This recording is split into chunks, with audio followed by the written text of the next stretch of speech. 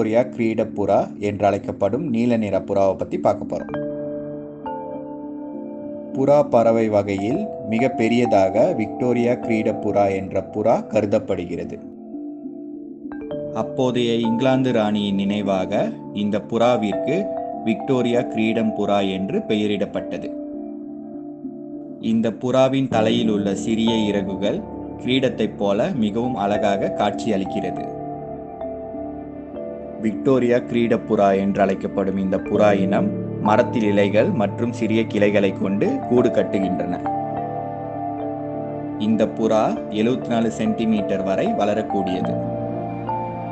இந்த புறாவின் இறகுகள் நீல நிறம் கலந்த சாம்பல் நிறத்தில் காட்சியளிக்கும்.